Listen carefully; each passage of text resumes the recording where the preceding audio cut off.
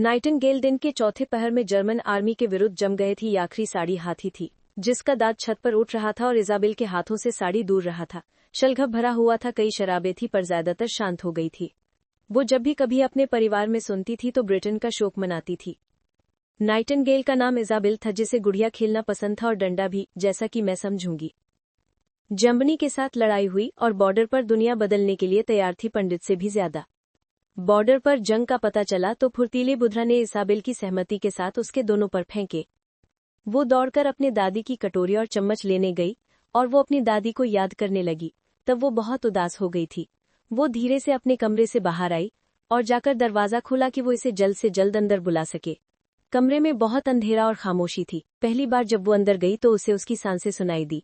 बोनसियर, उसने सरगोशी में कहा, मगर वो चुप रहा कुछ देर। फिर अंधेरे से आवाज आई, हेलो मिस, तुम किसके साथ बात कर रही हो? उसने अपने बिस्तर के करीब तेल का चिराग जलाया, इसलिए मिकलीश तो हमेशा से जर्मनी की हो सकती है। वो दीवार के साथ सट गया और जब हम दोनों टेक लगाकर बैठे तो उसके घुटने फैल गए। बस उसकी रोशनी में मिकलीश कुछ और जर्मन जैसा लग रहा था और उसकी टांगें मोट हो गई थी क्योंकि वो जर्मनी में रहा। वो ठीक तरह से सुन सकता था। इजाबेल ने कहा कि मैं इसके बारे में अभी कुछ नहीं कह सकती, मगर मुझे महसूस हुआ कि जैसे इजाबेल ने चम्मच कटोरा दिया और मिकलीश ने देखा कि वो चम्मच कटोरे लेते हुए उसकी शक्ल भी बदल गई। शुक्रिया, वो इसके सामने बैठ गई। मैंने तुम्हारी शनाख्ती चिट्ठियां और परवास का सूट फेंक दिया है। तुम्हारे जूते तुम्हें पहनने के लिए छोटे करने पड़ेंगे। ये रही छुरी। कल सुबह मैं अपने वालिद के कपड़े ले आऊंगी। मुझे नहीं लगता कि वो तुम्हारे लिए ठीक होंगे। उसने सिर हिलाकर कहा, तो फिर तुम्हारा मंसूबा क्या है? इस पर इजाबेल ने बेचैनी से मुस्कुराकर कहा, मुझे नहीं पता। तुम पायलट हो? Lieutenant Torrance McLeish, RAF। मेरा तैयारा रेम्स के ऊपर गिरा था और तुम उसके बाद से अकेले हो अपने परवास के सूट में। खुशकिस्मती से मेरे भाई और मैं बचपन में अक्सर छिपन छिपाई खेलते थे। तुम यहाँ महफूज नहीं हो। मैंने समझा था, उसने मुस्कुराकर कहा और उसका चेहरा बदल गया। उसे याद दिलाया कि वो दरअसल सिर्फ एक नौजवान आदमी है जो अपने घर से दूर है। अगर तुम्हारा दिल बेहतर हो तो मैंने 3 जर्मन तैयारे भी गिरा दिए थे। तुम्हें ब्रिटेन वापस जाना होगा ताकि तुम इस काम को दोबारा कर सको। मैं इससे ज्यादा सहमत नहीं हो सकता, लेकिन कैसे? पूरा साहिली इलाका बारबेडा वायर के पीछे है और कुत्ते इसकी निगरानी कर रहे हैं। मैं फ्रांस को कश्ती या हवाई जहाज से नहीं छोड़ सकता। मेरे कुछ दोस्त हैं जो इस पर काम कर रहे हैं। हम कल उनसे मिलने जाएंगे। तुम बहुत बहादुर हो, उसने नर्म आवाज में कहा। या बेवकूफ, इजाबेल ने कहा। पूरी यकीन नहीं थी कि कौन सा ज्यादा सच है। मुझे अक्सर कहा जाता है कि मैं बेवकूफ और बेकाबू हूँ। मैं तसव्वुर करती हूँ कि कल मेरे दोस्त भी यही कहेंगे। तो फिर मिस, तुम्हारी तरफ से सिर्फ बहादुरी ही सुनाई देगी। अगले दिन सुबह इजाबेल ने अपने वालिद को अपने कमरे के सामने से गुजरते हुए सुना। चंद लम्हों बाद उसने कॉफी की खुशबू महसूस की और उसके बाद दरवाजा बंद होने की आवाज आई। वो अपने कमरे से बाहर निकलकर अपने वालिद के कमरे में कदम रखा, जिसका फर्श कपड़ों से बिखरा हुआ था और बिस्तर भी बिखरा था। साथ ही एक खाली ब्रांडी की बोतल उसकी तहरीरी मेज पर पड़ी हुई थी। उसने ब्लैकआउट शेड खींचकर खाली बैल्कनी के पार नीचे की सड़क को देखा, जहां उसने अपने वालिद को बाहर आते हुए देखा। उसके पास ब्लैक ब्रीफकेस उसके सीने के करीब था, जैसे उसके शायरी को किसी को भी अहमियत देती हो, और काली टोपी उसकी पेशानी पर धसी हुई थी। वो थकाहारा एक सेक्रेटरी की तरह मेट्रो की तरफ जा रहा था।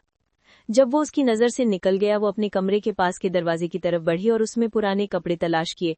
एक बेशक्ल टर्टल नेक स्वेटर जिसकी आस्तीनें फटी हुई थी, पुराने कॉर्डरॉय पैंट जो सेट पर छेदे हुए थे और कई बटन गायब थे, और एक सुरमई बैरे।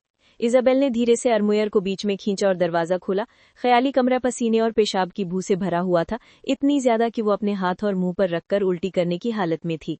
माफ करना मिस, मिकलीश ने शर्मिंदगी से कहा। ये पहन लो, फिर हाथ धोकर मुझसे सैलून में मिलना, और मियार को रखना। धीरे चलना, नीचे लोग हैं। उन्हें शायद ये पता हो कि मेरे वालिद चले गए हैं और वो यहाँ ऊपर सिर्फ एक आदमी को चलता हुआ देखना चाहते हैं। कुछ ही लम्हों बाद वो अपने वालिद के पुराने कपड़ों में बावर्ची खाने में आया। वो ऐसा लग रहा था जैसे किसी स्टोरी का लड़का जो रातों रात पैदा हो गया हो। स्वेटर उसके चौड़े सीने पर तंग था और कॉर्डुरॉय पैंट बहुत बड़े थे। वो कमरबंद तक बंद होने के लिए बहुत छोटा था। उसने बैरे को ऐसे पहना हुआ था जैसे वो यहूदी टोपी हो। ये कभी नहीं चल सकता। वो उसे दिन दहाड़े शहर के उस पार कैसे ले जा सकती थी? मैं ये कर सकता हूँ, वो तुम्हारे पीछे पीछे चलूंगा। मुझ पर भरोसा करो मिस। मैं परवाज वाले सूट में घूम रहा था। ये तो आसान है। अब वापसी का कोई रास्ता नहीं था। वो इसे अपने पास ला चुकी थी, छुपा चुकी थी। अब उसे किसी महफूज जगह पहुंचाना लाजिम था। कम से कम 1 ब्लॉक मेरे पीछे पीछे चलना। अगर मैं रुकूं तुम भी रुक जाना। अगर मुझे पकड़ लिया जाए तो तुम चलती रहना, पीछे मुड़कर भी मत देखना। पकड़े जाने से गालिबन उसका मतलब गिरफ्तार होना था। वो उसके करीब आई, उसकी बेरे सीधी थी, उसे जरा तिरछे अंदाज में रखा, उसकी नजरों से नजरें मिलाई। तुम कहाँ से हो लेफ्टिनेंट मैकलीश? Ipswich miss. अगर जरूरत पड़े तो मेरे माता पिता को बता देना। जरूरत नहीं पड़ेगी लेफ्टिनेंट। उसने गहरी सांस ली। वो उसे याद दिला रहा था कि उसने कितने बड़े खतरे का सामना करके उसकी मदद की। उसके हैंडबैग में मौजूद जाली कागजात जो उसे नीस की जूलियट जर्वेस मार्सेई के चर्च में बैप्टिज्म और सोरबोन की तालिबा जाहिर करते थे, ही उसका वही सहारा थे अगर सब कुछ गलत हो गया। वो दरवाजे तक गई, उसे खोला और बाहर झांका। उसने जीना खाली देखा, उसके पास थोड़ी सी भी जगह नहीं थी। उसने उसे धक्का देकर बाहर कर दिया। जाओ, बाहर जाकर उस खाली टोपी वाली दुकान के सामने खड़े हो जाओ, फिर मेरे पीछे पीछे आना। वो अपार्टमेंट से लड़खड़ाता हुआ निकला और उसने दरवाजा बंद कर दिया। 1, 2, 3। वो खामोशी से गिनने लगी, हर कदम पर किसी मसले का तसव्वुर करते हुए।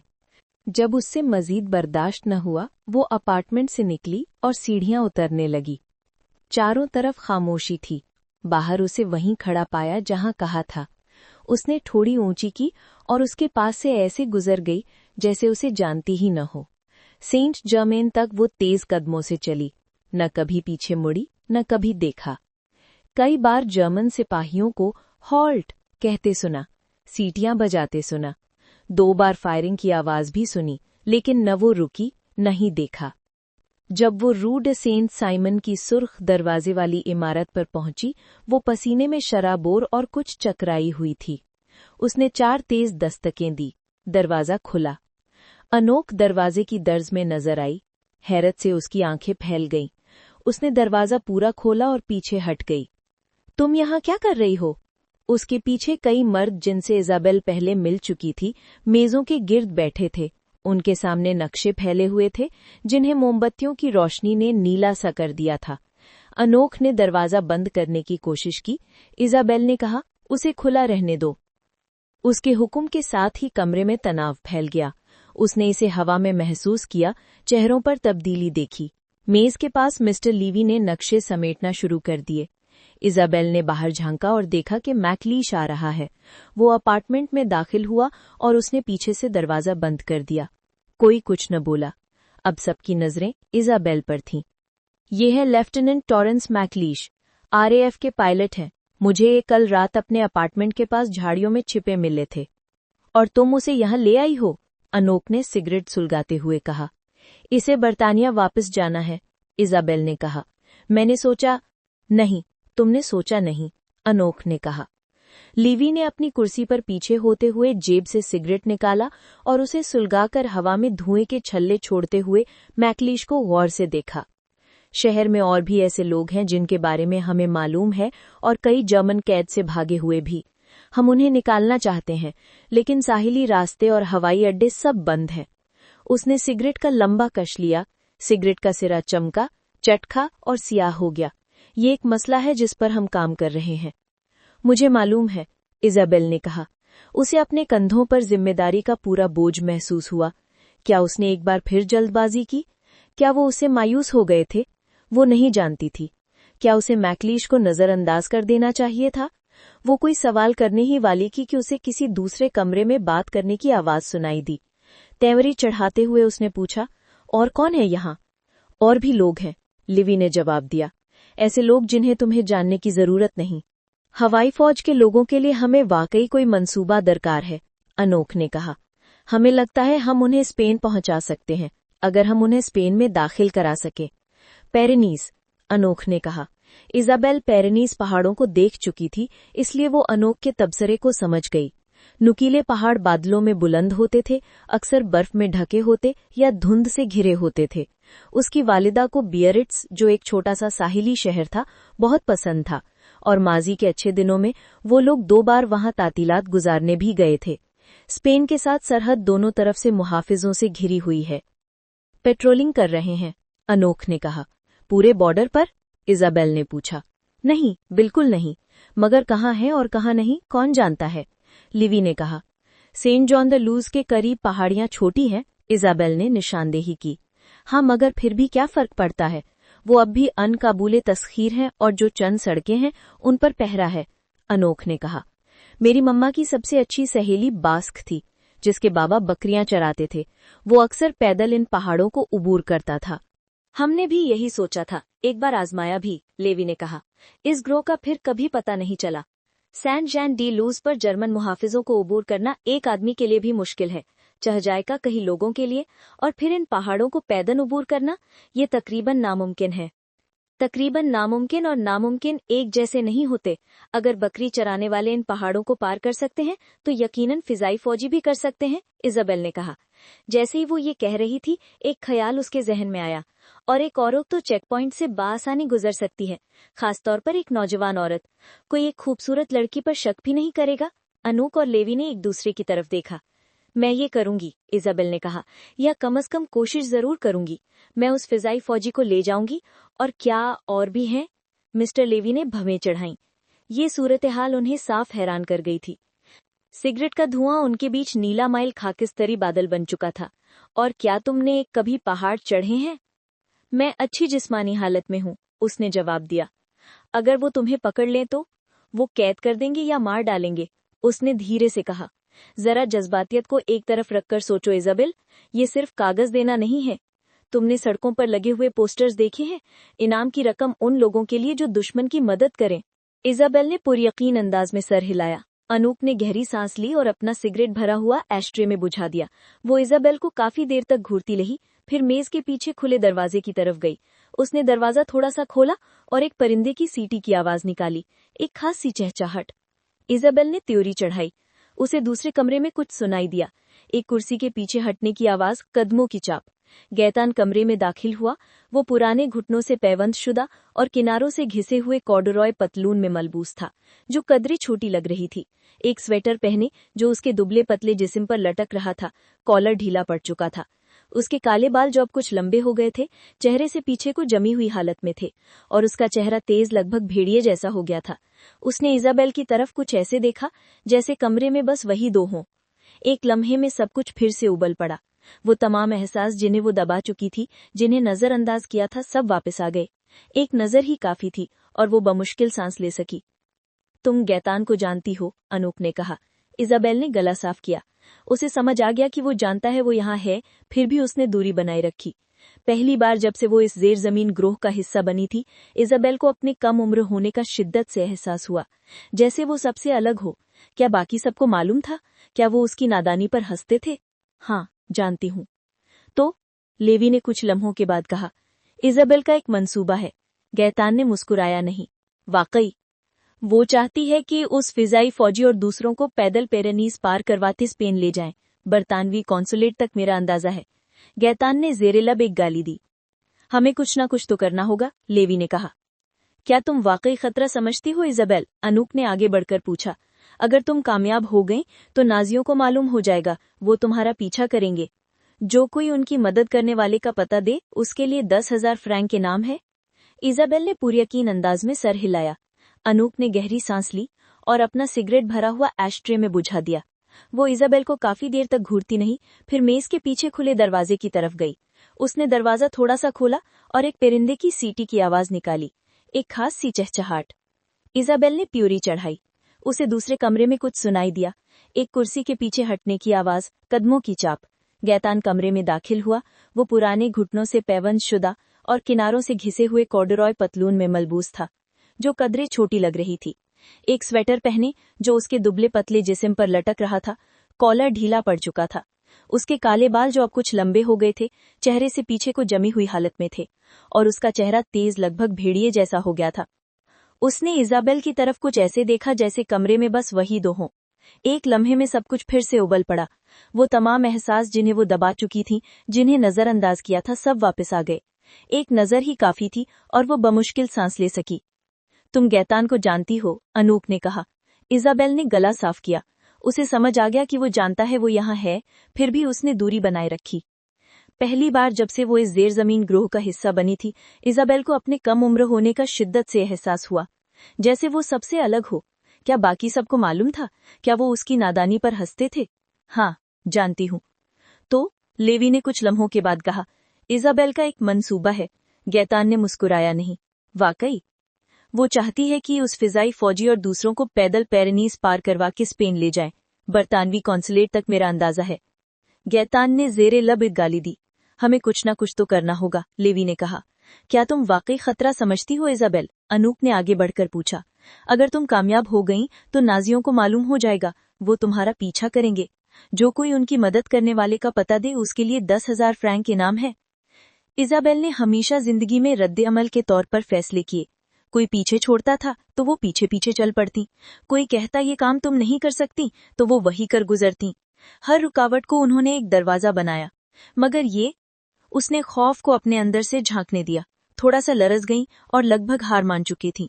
फिर उन्होंने आईफल टावर से लहराते स्वास्तिका, वियान को दुश्मन के साथ रहते और एंतुआन को किसी युद्ध कैदी कैंप में गुमशुदा तस्वुर करते हुए याद किया, और ईडिथ केवल को याद किया। यकीनन वो भी कभी कभी खौफजदा हुई होंगी। इजाबेल अब खौफ को अपने रास्ते की दीवार नहीं बनने देंगी। इन फिजाई फौजियों को ब्रिटेन की जरूरत थी ताकि वो जर्मनी पर बम बरसा सकें। इजाबेल ने फिजाई फौजी की तरफ रुक करके अंग्रेजी में कहा, क्या तुम तंदुरुस्त हो ल्यूटेनेंट? क्या तुम पहाड़ों पर एक लड़की के साथ चल सकते हो? बिल्कुल, खास तौर पर इतनी खूबसूरत लड़की के साथ मैडम। मैं तुम्हें अपनी नजरों से ओझल ही नहीं होने दूंगा। इजाबेल ने अपने साथियों की तरफ देखा। मैं इसे सैन सेबेस्टियन के कॉन्सुल खाने ले जाऊंगी, वहां से बरतानवी उसे घर पहुंचा देंगे। इजाबेल ने वो खामोश बातचीत महसूस की जो उसके आसपास जारी थी, फिक्र और सवाल जो जबान पर न आए। खामोशी में एक फैसला हो चुका था। कुछ खतरे तो लेने ही पड़ते हैं। इस कमरे में मौजूद हर किसी को ये मालूम था। इसकी प्लानिंग में हफ्ते लगेंगे, शायद उससे भी ज्यादा वक्त लगेगा, लेवी ने कहा। वो गैतान की तरफ मुड़ा। हमें फौरन रकम चाहिए होगी, तुम अपने राब्ता से बात करोगे? गैतान ने सर हिलाया। उसने साइड बोर्ड से एक सियाह बेरी उठाई और पहन ली। इजाबेल नजरें हटा नहीं सकी। वो जानती थी कि वो उससे नाराज है, उसे ये महसूस हो रहा था। लेकिन जैसे ही वो उसकी तरफ आया, वो गुस्सा एक धूल की तरह उड़ गया और उसकी जगह वो ख्वाहिश ले गई जो बहुत ज्यादा अहम थी। उनकी नजरें मिलीन जमी रहीं और फिर वो उसके पास से गुजर गया, दरवाजे का हैंडल थामा और बाहर निकल गया। दरवाजा पीछे से बंद होने की आवाज के साथ बंद हो गया। तो फिर अनूप ने कहा, मंसूबाबंदी हमें शुरू करनी चाहिए। 6 घंटे तक इजाबेल सेंट साइमन स्ट्रीट के अपार्टमेंट की मेज पर बैठी रही। उन्होंने नेटवर्क के दीगर अफराद को बुलाया और उन्हें काम सौंपे, पायलट्स के लिए कपड़े जमा करना और रसद का जखीरा तैयार करना। उन्होंने नक्शे देखे, रास्ते तय किए और महफूज घरों के कयाम का तवील गैर यकीनी अमल शुरू किया। एक मरहले पर यह मंसूबा सिर्फ एक जुर्रतमंदाना ख्याल नहीं रहा, बल्कि हकीकत महसूस होने लगा। यहाँ तक कि मिस्टर लेवी ने कर्फ्यू का जिक्र किया, तब इजाबेल ने मेज से पीछे हटना शुरू किया। उन्होंने उसे रात रुकने पर कायल करने की कोशिश की, लेकिन ऐसा करना उसके वालिद के लिए शक का बायस बन सकता था। उसने अनोख से एक भारी स्याह पी कोट उधार ली और पहन ली, इस बात पर शुक्रगुजार थी कि वो उसे छिपा रहा था। बुलेवार्ड सेंट जर्मेन अजीब सा सुनसान था। खिड़कियां मुकम्मल तौर पर बंद और सियाह स्ट्रीट लाइट्स बंद थीं। वो इमारतों के करीब चलती रही, शुक्रगुजार थी कि उसके सफेद ऑक्सफर्ड जूतों की घिसी हुई एड़ियां फुटपाथ पर आवाज नहीं कर रही थीं। वो रुकावटों के पीछे से और जर्मन सिपाहियों की गश्त से बचते हुए दबे कदमों गुजरी। वो तकरीबन घर पहुंच चुकी थी जब उसने पीछे से इंजन की गड़गड़ाहट सुनी। एक जर्मन लारी उसके पीछे सड़क पर धीरे धीरे चल रही थी। उसकी नीले रंग की हेडलाइट्स बंद थी। वो एक खरदरे पथरीले दीवाल के साथ चिपक गई और वो पुरस्रार लारी उसके पास से गुजर गई, अंधेरे में गर्राती हुई। फिर दोबारा खामोशी छा गई। एक परिंदे की सीटी सुनाई दी, एक मानूस सुर। इजाबेल जान गई कि वो उसका इंतजार कर रही थी, उम्मीद बांध रखी थी। वो आहिस्ता से सीधी हुई खड़ी हो गई। उसके करीब एक गमले में लगे पौधे से फूलों की खुशबू उठ रही थी। इजाबेल, गैतान ने कहा। वो अंधेरे में उसके खदोखाल बमुश्किल देख पाई, लेकिन उसे बालों में लगे पोमाड की खुशबू, कपड़ों के साबुन की बास और पुरानी सिगरेट की महक साफ महसूस हुई। तुम्हें कैसे पता चला कि मैं पॉल के साथ काम कर रही हूं? तुम्हें किसने पॉल को तजवीज किया था? उसने माथा सिकोड़ा। हेनरी। और हेनरी को तुम्हारे बारे में किसने बताया? मैंने दीदियर को शुरू से तुम्हारे पीछे लगा रखा था, तुम्हारी निगरानी के लिए। मुझे मालूम था तुम अपना रास्ता हमारे तक ढूंढ लोगी। उसने हाथ बढ़ाकर उसके कानों के पीछे बालों की लट समीटी और इस छोटे से अमल में जो कुर्बत थी, उसने इजाबेल को उम्मीद से लबरेज कर दिया। उसे याद आया कि उसने कहा था मैं तुमसे मोहब्बत करती हूं, और उसके अंदर शर्मिंदगी और महरूमी का तूफान उठा। वो याद नहीं करना चाहती थी कि उसने उसे कैसा महसूस करवाया था, कैसे हाथों से भुना हुआ खरगोश खिलाया था। जब वो थक गई थी तो उसे उठाकर चलाया था, और एक बोसा कितना अहम हो सकता है ये सिखाया था। मुझे अफसोस है कि मैंने तुम्हें तकलीफ दी। क्यों दी? अब इसका कोई मतलब नहीं, उसने आह भरी। मुझे आज पछले कमरे में ही रहना चाहिए था, तुम्हें ना देखना बेहतर होता। मेरे लिए नहीं, वो मुस्कुराया। तुम्हें हमेशा दिल की बात जुबान पर लाने की आदत है ना इज़ाबेल? हमेशा। तुम मुझे छोड़कर क्यों चले गए थे? उसने नरमी से उसका चेहरा छुआ, एक ऐसी नरमी से जो इज़ाबेल को रुला देने वाली थी। वो लम्स एक अलविदा की तरह महसूस हुआ और इज़ाबेल अलविदा को पहचानती थी। मैं तुम्हें भूलना चाहता था। वो कुछ और कहना चाहती थी, शायद मुझे चूम लो या मत जाओ या कहो कि मैं तुम्हारे लिए अहम हूं, लेकिन अब बहुत देर हो चुकी थी। वो लम्हा जो कुछ भी था खत्म हो चुका था। वो उससे पीछे हट रहा था, साइम गायब हो रहा था। उसने धीमी आवाज में कहा, अपना ख्याल रखना इज़। और इससे पहले कि वो जवाब देती, इज़ाबेल जान गई कि वो जा चुका है। उसकी कमी को उसने अपनी हड्डियों में महसूस किया। वो एक लम्हा और रुकी, अपने दिल की धड़कन को पुरसुकून होने दिया। अपने जज्बात को संभालने के बाद वो घर की तरफ रवाना हुई। अभी उसने दरवाजे का ताला ही खोला था कि अचानक किसी ने उसे अंदर खींच लिया। दरवाजा धड़ाक से बंद हो गया। तुम कहाँ गायब थी जहन्नुम में? उसके बाप की शराब में डूबी सांस उसके चेहरे से टकराई। उसकी मिठास के पीछे कोई कड़वा तारीख सा जायका छिपा हुआ था, जैसे उसने एस्प्रेन चबाई हो। वो खुद को छुड़ाने की कोशिश करने लगी, लेकिन वो उसे इतनी जोर से पकड़े हुए था जैसे गले लगा रहा हो। उसकी कलाई पर गिरफ्त इतनी सख्त थी कि निशान पड़ने वाले थे। फिर जैसे ही उसने उसे पकड़ा था वैसे ही अचानक छोड़ भी दिया। वो लड़खड़ाते हुए पीछे हटी और अंधेरे में लाइट स्विच टटोलने लगी। जब स्विच ऑन किया तो कुछ नहीं हुआ। अब बिजली का पैसा नहीं है, उसके बाप ने कहा। उसने एक तेल का चिराग जलाया और उन दोनों के बीच में रखा। लरसती हुई रोशनी में वो पिघलते हुए मोम का मुजस्मा लग रहा था। चेहरे पर झुर्रियां थीं, पलकें सूजी और नीलूंज, नाक के छेद काले और खुले। वो थका हुआ और बोसीदा दिखाई दे रहा था, लेकिन इन सब के बावजूद उसकी आंखों की जो कैफियत थी वही असल परेशानी का बायस बनी। कुछ गड़बड़ थी। मेरे साथ आओ, उसने कहा। उसकी आवाज करकराहट और सख्ती से भरी हुई थी। रात की इस पहर वो पहचानी नहीं जा रही थी, न लड़खड़ाती न मध्यम। वो उसे अलमारी के पास से लेकर कमरे के कोने में ले गया। अंदर आकर वो उसकी तरफ मुड़ा। चिराग की रोशनी में उसके पीछे उसने देखा कि बड़ी अलमारी हिलाई गई है और खुफिया कमरे का दरवाजा थोड़ा सा खुला हुआ है। पेशाब की बदबू शदीद थी। खुदा का शुक्र था कि वो हवाबाज जा चुका था। इज़ाबेल ने नफी में सर हिलाया, बोलने से कासिर थी। उसका बाप आहिस्ता से उसके बिस्तर पर बैठ गया, सर झुका लिया। खुदा की कसम इज़ाबेल, तुम वाकई एक दर्दे सर हो। वो ना हिल सकी, न सोच सकी। उसने बेडरूम के दरवाजे की तरफ देखा, सोचते हुए कि क्या वो इस फ्लैट से निकल सकती है।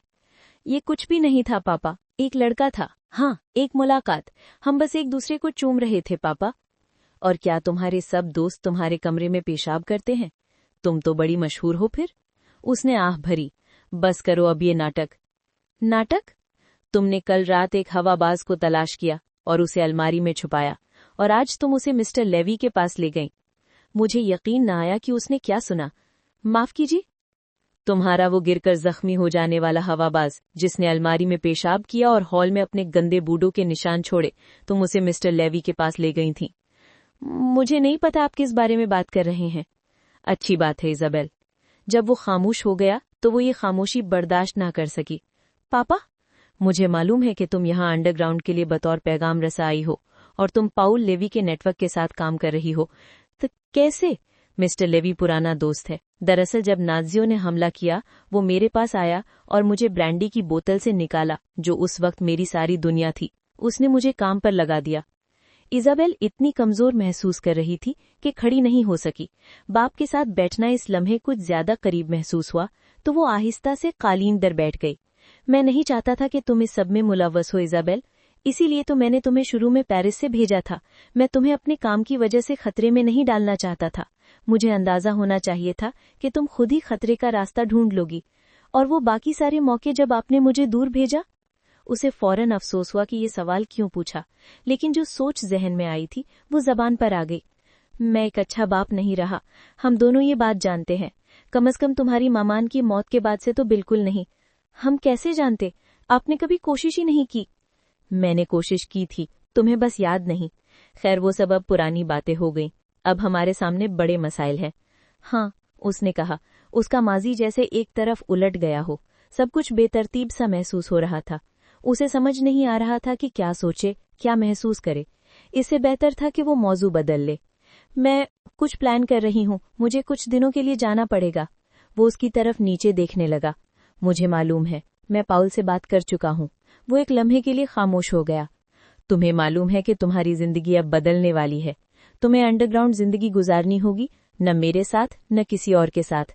तुम्हें किसी जगह पर 2-3 रातों से ज्यादा नहीं रुकना होगा। तुम्हें किसी पर भी मुकम्मल एतबार नहीं करना होगा। और तुम इजाबेल रोसिनॉल नहीं रहोगी। तुम्हारा नाम अब जूलियट जर्वीस होगा। नाज़ी और उनके हमायती तुम्हें हमेशा तलाश करते रहेंगे, और अगर उन्होंने तुम्हें ढूंढ लिया तो। इजाबेल ने सर हिलाया। दोनों के बीच एक नजर का तबादला हुआ। उस लम्हे इजाबेल ने एक ऐसा रिश्ता महसूस किया जो इससे पहले कभी मौजूद नहीं था। तुम्हें मालूम है कि जंगी कैदियों के साथ कुछ रियायत बढ़ती जाती है, लेकिन तुम्हें ऐसी कोई उम्मीद नहीं रखनी चाहिए। उसने सर हिलाया। क्या तुम ये कर पाओगी इजाबेल? मैं कर सकती हूँ पापा। उसने सर हिलाया। जिसका तुम्हें नाम लेना है वो है मिशलीन बाबिनो। तुम्हारी ममान की दोस्त यूरिगन में रहती है। उसका शोहर अजीम जंग में मारा गया था। मुझे लगता है वो तुम्हारा खैर मकदम करेंगी। और पाउल से कहना कि मुझे फौरन तस्वीरें दरकार हैं। तस्वीरें? हवाबाजों की। जब वो खामोश रही तो आखिरकार उसने मुस्कुराकर कहा, वाकई इजाबेल, क्या तुमने अब तक बातें जोड़कर नहीं देखी? लेकिन मैं नकली कागजात बनाता हूँ इजाबेल, इसीलिए मैं हाई कमांड में काम करता हूँ।